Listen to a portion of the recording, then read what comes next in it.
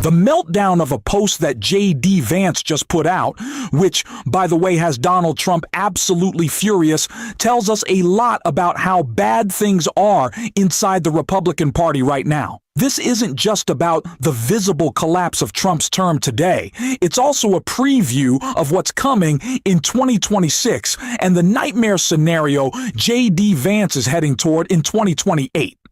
We're going to break down how Vance managed to sabotage Trump's biggest pre-midterm scheme and why that creates a serious problem for his own presidential ambitions. But before we get into that, please take a second to like this video. And if you haven't already and you enjoy the channel, hit that subscribe button. It really helps support our work.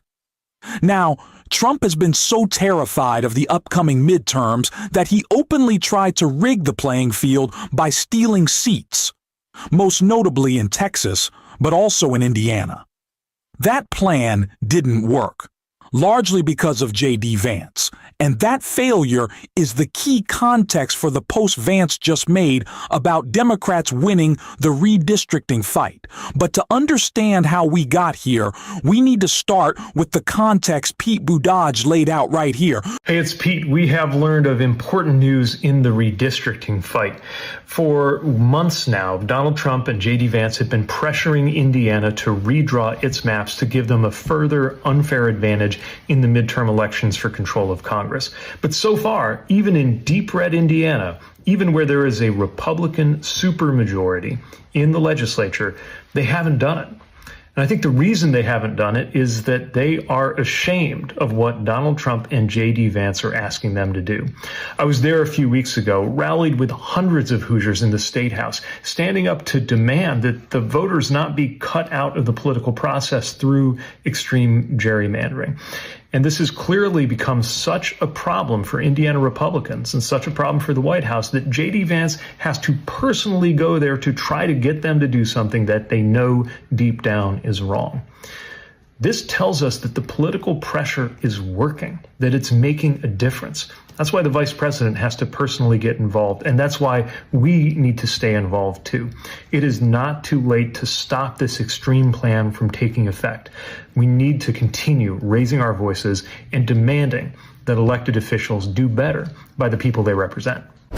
So J.D. Vance, the human embodiment of zero charisma, went to Indiana and effectively begged for help. It was basically, please, can I just get a few seats? He's going to be furious with me if I don't. I don't even know what I'm doing anymore.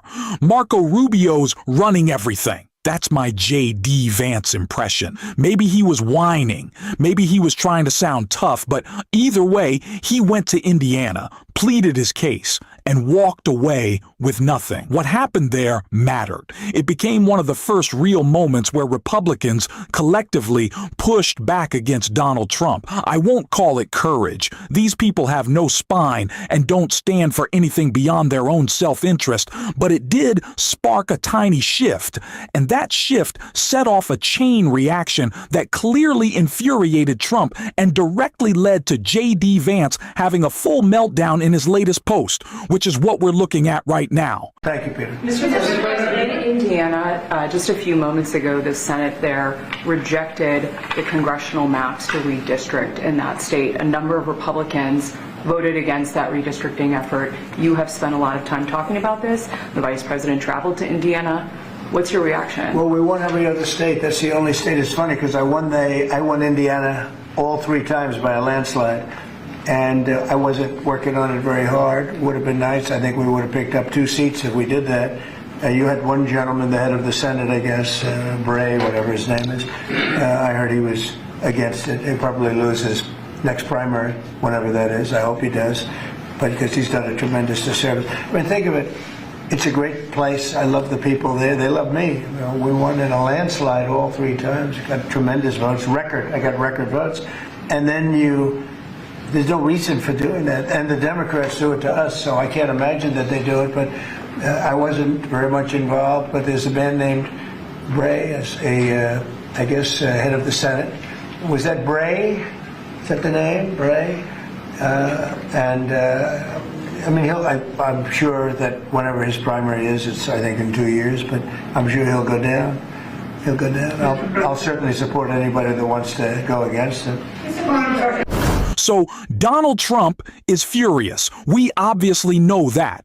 And that clip is from a few weeks ago, but it's very important to what just happened, because when Indiana Republicans told Donald Trump to hook off and that J.D. Vance was the least convincing man in America, which again, I want to get into the implications of that for him later down the line in his political career. Democrats didn't go, all right, good job, guys, let's just keep it moving. No, we seized on the opportunity. And the seizing is happening in a big way in a big state in which Donald Trump just lost an election, and he's going to see it happen again because Virginia Democrats are not holding back. They are not taking it easy, right? They are not giving Donald Trump a win. They are moving forward. And it has J.D. Vance absolutely losing his mind in a post that I want to check out right here, because it really does have some big implications for all things MAGA. It is official.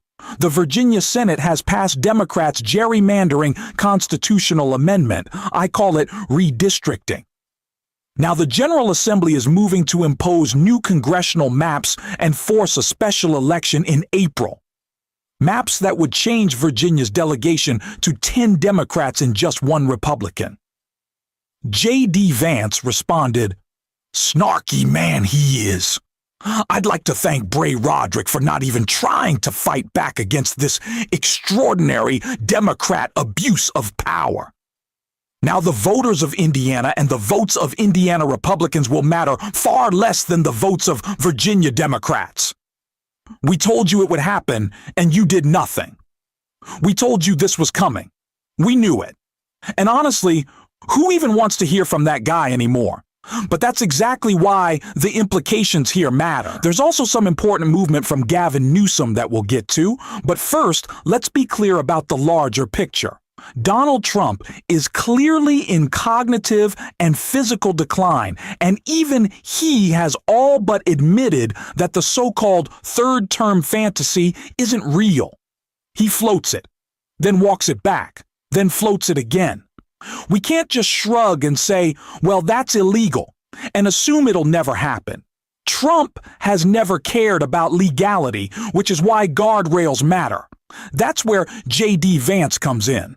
By most accounts, he's being positioned as Trump's successor. Glenn Youngkin says he'll back Vance in 2028. Marco Rubio says the same.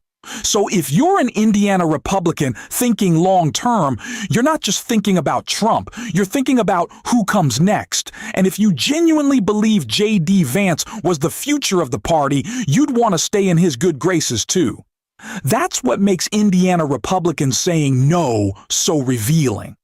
It wasn't just a rejection of Trump, who is politically weaker than he's ever been. It was a rejection of Vance himself. They're telling us loudly and clearly that they don't believe in him. He has no momentum, no charisma, no pull. He's sauceless. And that's why Vance keeps whining about it, because it exposed the truth that Republicans don't actually buy into him. Sure, some high-profile Republicans are pretending to play nice for now. But does anyone really believe Marco Rubio, the spineless political weather vane that he is going to stand by J.D. Vance when things get tough? Of course not. That support will evaporate the second it becomes inconvenient, and that's deadly for Vance. Because what he wants more than anything isn't just the nomination. It's the inevitability of the nomination. That aura of next in line can carry a candidate a long way. But Vance doesn't have it. Indiana Republicans made that clear. They're trying to manufacture inevitability, but people just don't like him. He's not cool. He's not compelling. He's not someone anyone wants to have a beer with. He comes off as weak, and that perception is sticking. At the same time, Democrats aren't backing down. And Gavin Newsom is proving that again. Whatever you think about messaging on substance and action, no one has been more aggressive or effective. He just delayed the special election to fill Doug LaMalfa's vacant House seat for as long as legally possible, leaving Mike Johnson with yet another missing vote in an already paper-thin House majority. If the seat had been Democratic, Republicans would have rushed to fill it, just like Greg Abbott delayed Democratic vacancies in Texas. Newsom simply used the same playbook, and it worked. So now Trump is staring at a collapsing House majority that's barely a majority at all. More redistricting losses, Republicans openly defying him, discharge petitions moving forward, and backlash over everything from Greenland to tariffs to ACA subsidies. Things are unraveling fast. And J.D. Vance, he's embarrassed. He failed his first real test of leadership, reminded everyone that Republicans don't line up behind him, and somehow thought it was a good idea to bring attention back to that failure himself. That was the moment Republicans were supposed to fall in line behind J.D. Vance, and they didn't. It was a resounding no, and that's gotta sting. Not that we feel bad about it, it's actually pretty funny. And we're going to keep covering exactly how this all continues to fall apart for Donald Trump heading into the midterms. If you want to support that, hit the subscribe button, leave a like, and if you made it to the end, drop a blue heart in the comments. And until next time, I will see you soon.